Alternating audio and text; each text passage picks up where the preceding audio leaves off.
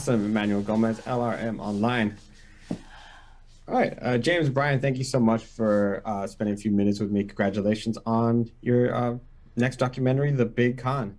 Oh, thanks so much for having us. Thank you. All right, so, I mean, what is it that attracts you guys to these really complex stories? Very interesting, and I love them because you guys worked on McMillions, and now the next one for you is this one, the 4-part on Apple TV Plus. Yeah, we were just saying, like, it was just so obvious. I mean, Social Security is the most interesting topic. I'm kidding. Definitely. I mean, in general, on the surface, I think that's, we had to look way beyond just like, it's a story about Social Security to understand exactly what you're saying. That this is a story that has all these different characters and flaws and humor and tragedy. And when we had made McMillions a number of years ago, it was the same thing. It was like the stranger than fiction story, but it was funny and had a moral weight. But the stakes in this story are so much bigger. And when we started team up with Apple TV Plus to make this, a few years ago, we had no idea like how big of a project this would be. Like there were so many different layers to the story, between whistleblowers and government agencies and victims, and this at the centerpiece, this insane, larger than life attorney who pulls off this largest Social Security scam in history. How long does that process take from when you guys started to, let's just say, your release date next week?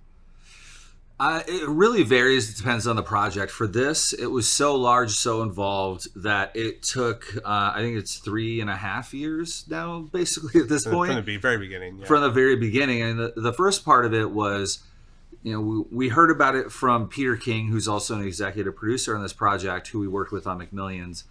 And he told us about this crazy lawyer. And our first thing was like, okay, well, we got to find him. We got to talk to him. And so it took a long time to find Eric and then to gain his trust, to be able to, have him tell his story for himself. And then we branch out from there of, talking to the people that work for him, talk to the whistleblowers, Wall Street Journal. Then it's going to Washington, D.C. and going to the Senate, talking to senators and talking to, federal agents. It just sprawls and became such a large thing that this definitely took the time. But, for us, like, we want to make sure that every side of the story is told. So you see everything, you see the entire picture. And so we like to take the time to be able to do that. How did you guys manage to, what was the process in gaining Eric's trust? Well, funny enough, Eric kind of told us, which was that we told him that we wanted to tell a story that included him, and it wasn't going to be necessarily painting him in the best light. But we would promise to be authentic to the story. That if he really opened up with us, that we would be as transparent as we could see possible to bring him to life and make sure that people could see him for who he is. It's very easy to look at this from the outside and see Eric as like, the classic narcissist, greedy attorney who wanted to just fill his pockets with enormous sums of cash. And though that might be one side of him, he's far more complex than that. And because of the trust and the time that we spent over the years, speaking with him, it really felt like we got a chance to understand him. And we also have this manuscript that we include in the documentary series as well. And also in our companion podcast, we hear, from him, like his story, and it's written, in his voice. And so I think people will be surprised by, the type of character that's at the centerpiece of this story with Eric.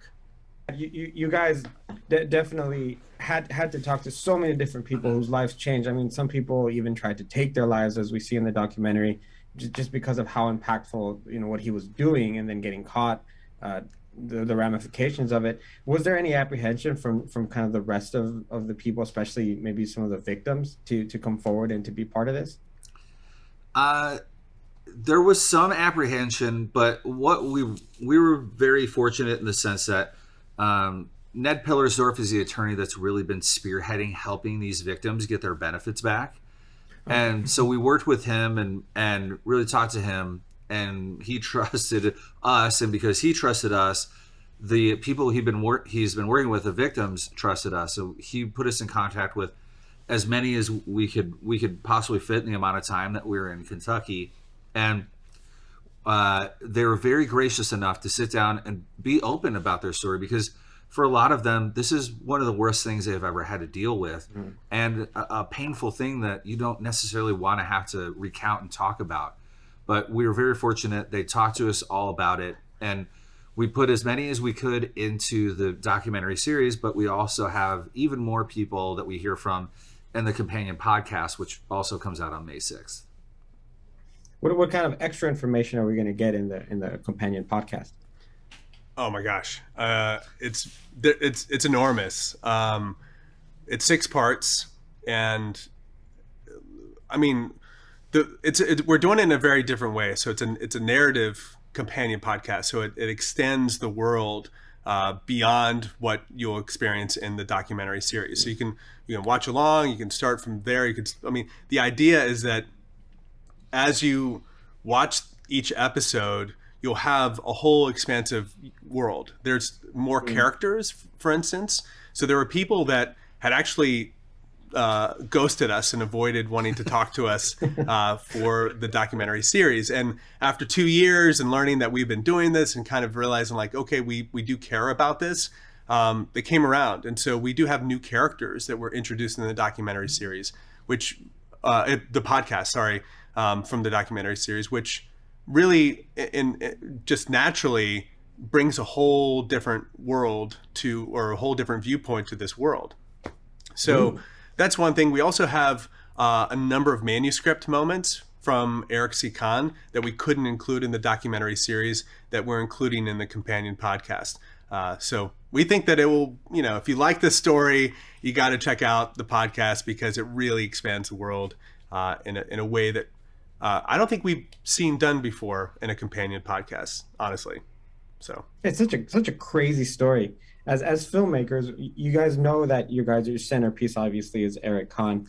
Do you guys build as you're collecting information, or do you already have an idea of how that story is going to play out? Because I know in some documentaries with some filmmakers I've covered, they find out certain things that almost changes their perspective and the views of what they want to show completely.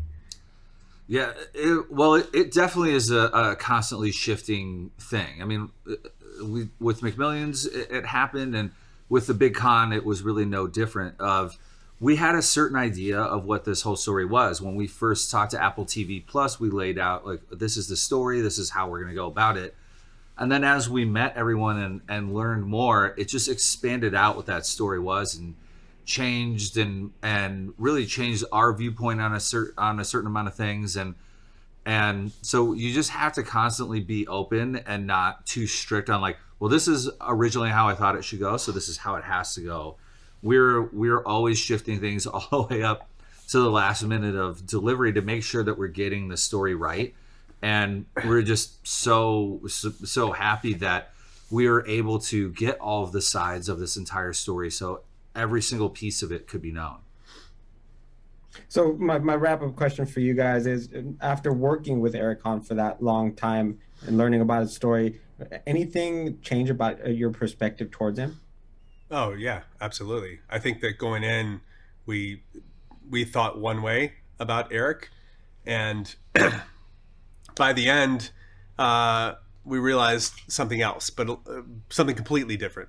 But along the way, I think what's evident is how other people could see Eric Conn. I mean, in a lot of ways, he was perceived as like this Robin Hood. He was this one person who was getting benefits to all these people faster than anyone else. He was helping helping people who needed it, like who were really struggling. And he was, very much appreciated for those things. He became a celebrity, and he has this charm, he has this charisma, so you can understand why people like this. But then you talk to Damian Paletta in episode 1 of our documentary series, like, he was terrified of Eric. He was terrified of what Eric represented and the people that were surrounding Eric, and the fact that Eric and a lot of the people he was associated with had a lot to lose. And you have our whistleblowers in this story who are, trying to right a wrong, but they're, time and time again, just being, they're people are trying to stop them from doing it, and they're trying to stop them in some pretty terrifying ways. And so it really makes you kind of wonder how you should feel one way or the other about Eric throughout the story. But I think someone even this morning in our team said, can you really judge a person based on their worst action? And at the end of the day, I think that that's something that the viewer who watches this will have to, ask themselves how they feel about Eric Conn.